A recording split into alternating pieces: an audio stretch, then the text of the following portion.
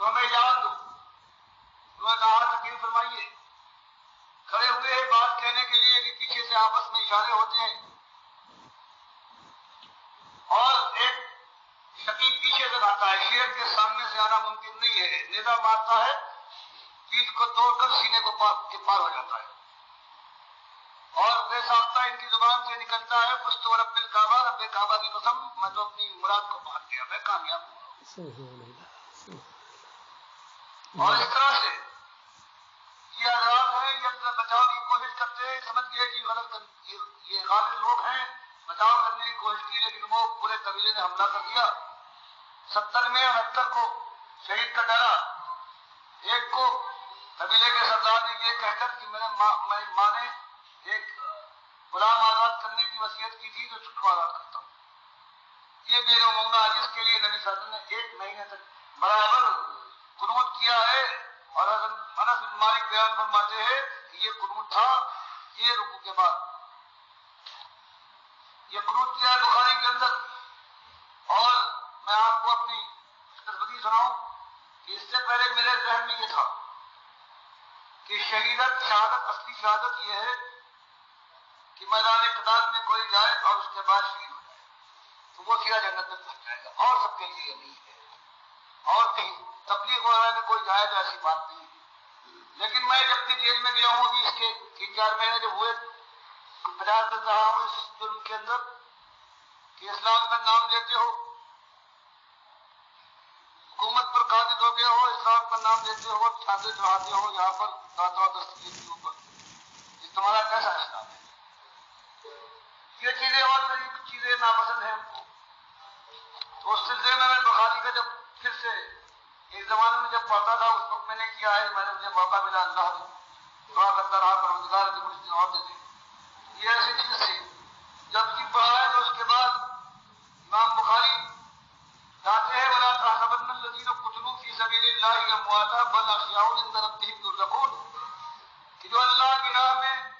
شہید کیے جائیں ان کو مردہ گمان نہ کرو, وہ زندہ ہے اپنے اللہ کے پاس رزق پا رہے ہیں. یہ بخاری اس کو لانے کے بعد اس کے ماتحت اس بات میں یہی بات یہ واقعہ لا ہے پیر مونا کا. 70 شہید ہوئے, تبلیغ کے لیے گئے ہیں, ان کی شہادت بھی ہے, یہ جنت میں سیدھے پہنچ گئے ہیں. اور مسلم کی روایت تو وہ تھی کہ عہد کے شہداء جب شہید ہوئے ہیں تو پروردگار عالم نے ان کی روحوں کو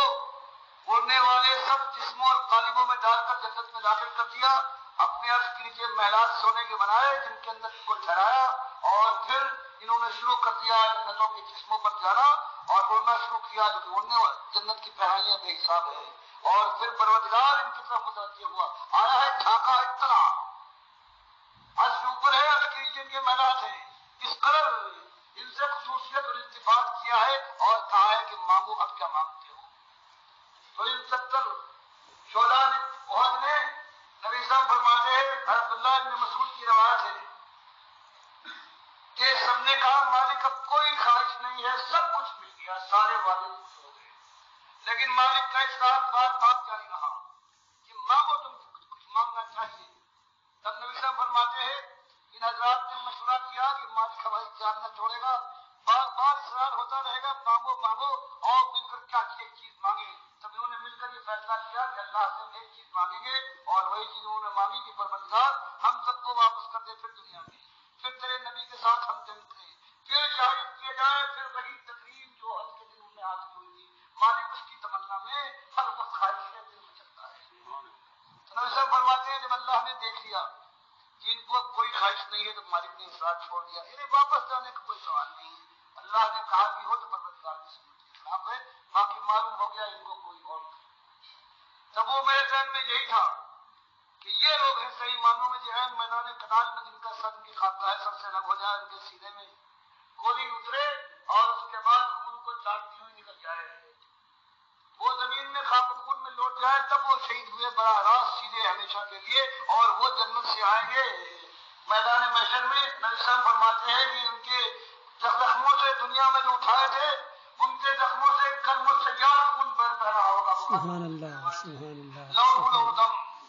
ایک اضافہ ہوگا, کرم و سیاح خون سب کے سامنے, محشر والوں کے سامنے, کہ یہ اللہ کی راہ میں شہدا ہے، زخمی ہرے ہو جائیں گے، لیکن ایک چیز اور ہوگی، جہاں سرخ سیال خون ہوگا وہاں ایک خوشبو پھیل جائے گی، مہک پھیل جائے گی، مشک ایسی میدان محشر میں اٹھے گا۔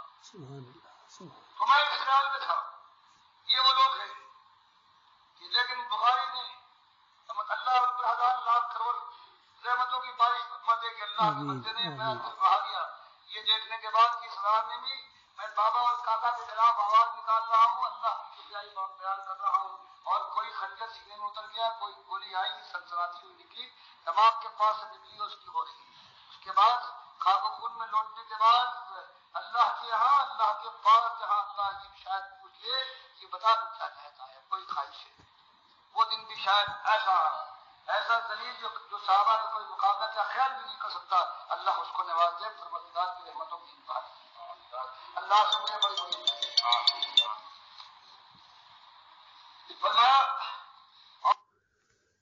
یہ آواز ہے ڈاکٹر مسعد الدین عثمانی رحمۃ اللہ علیہ کی، کس طرح اپنے ساتھیوں کو شہادت کی فضیلت اور جہاد کا شوق دلا رہے ہیں، اور کس قدر خود بھی